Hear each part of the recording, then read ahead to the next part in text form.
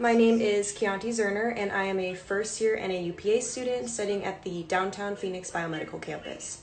I'm going to be doing the day in a life today of an NAU PA student, and if you have any questions about the PA profession, our program, or just being a PA student, just feel free to tune in. Right now, we're doing a mix of virtual and in person, so it kind of just depends on the class. So right now we're doing pharmacology, which is virtual from 9 to 12. 12 to 1 is our lunch break, and then from 1 to 4 we have Foundations of Clinical Medicine. We're learning about hypertension and risk factors, as well as the pharmacology that we're going to be using to treat it. And our classes usually align with the same body systems, which is really great.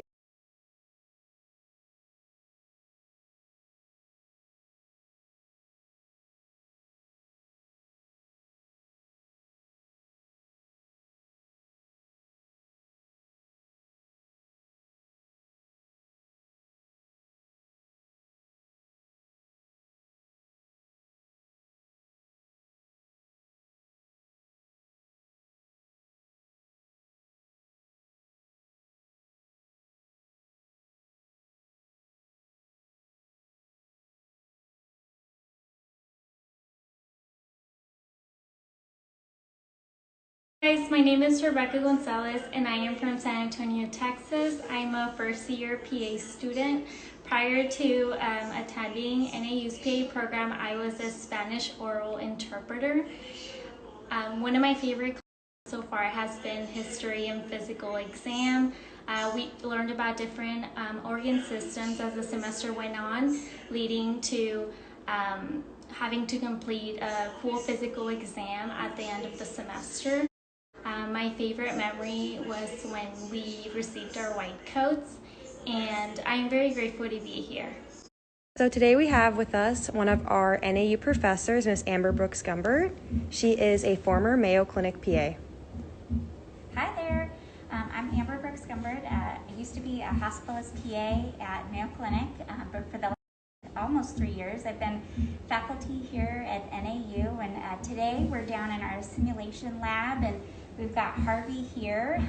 He's one of our simulators for heart murmurs. So this is one of the ways that we can demonstrate heart murmurs for our students to give, a real live, immersive experience for the students so they can hear some heart murmurs. Tell us why you picked NAU. Oh gosh, that's a great question. I love the idea that NAU, one, is a state institution. It's the only state school for PA schools here in Arizona. I love the fact that, we do holistic admissions for incoming students, and, not the every average, everyday PA student that applies is going to apply to all the other schools around the country. We really take a second look and really care about the students that are applying to NAU, and I think that puts us, separates us from some of the other PA programs around the country. This is one of the simulation models that NAU has, and what you're hearing right now is a basically normal heart. So we're going to be showing how PA students can learn to differentiate different types of heart murmurs. That's right. So this is Harvey. Helps us learn how to differentiate heart murmurs. So right now you're listening to essentially a normal heart. It kind of sounds like that if you can hear it in the background. We can listen to the different valves. Here we have the aortic valve. Here we have the pulmonic valve, second pulmonic valve, tricuspid, and over here we've got mitral. All right, well now, see if we can get in the right position here. Harvey sometimes is a little fussy. All right, now we're gonna listen to quite the exotic murmur. Not really, this happens to patients as they age. It's called aortic stenosis.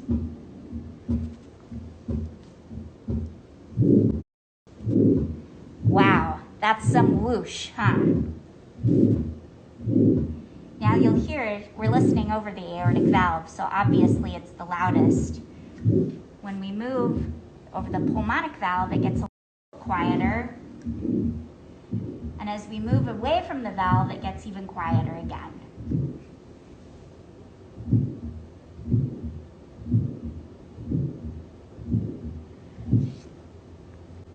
helps us teach our students the differences between the different types of murmurs and the valvular abnormalities that are associated with them.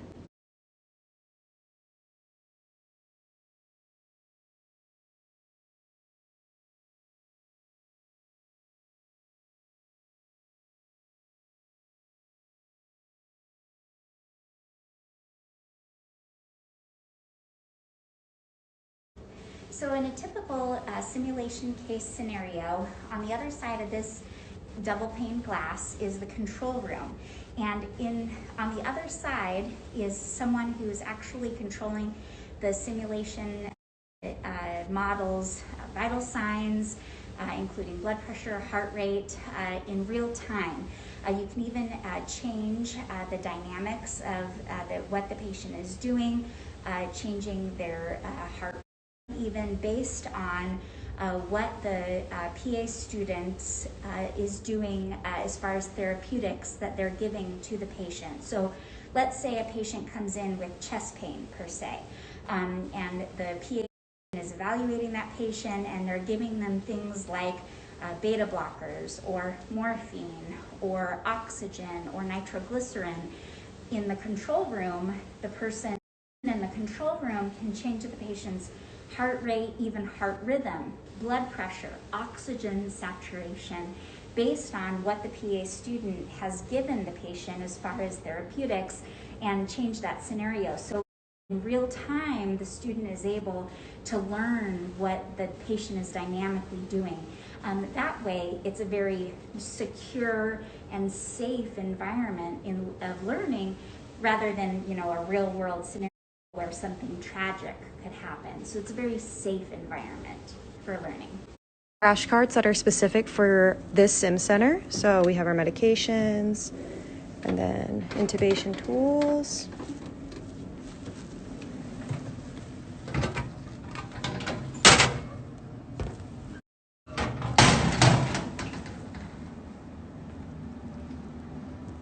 And here we have our simulation mannequin, where again, we can actually have the patient even hooked up to IV medications, fluids.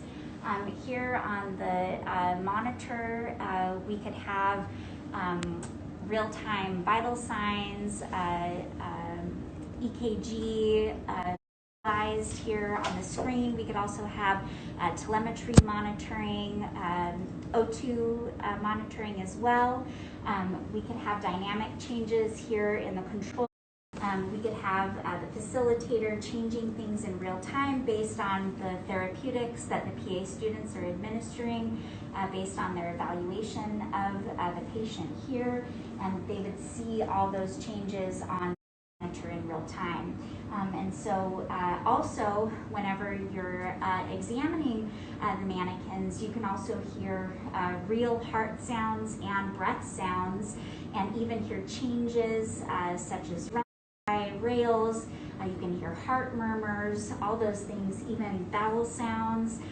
We can even change the mannequins to simulate things like edema in the lower extremities, and all really there's no limits to what kinds of things you can do with the mannequins. Really, the only limitations are your imagination. And so it's such a great learning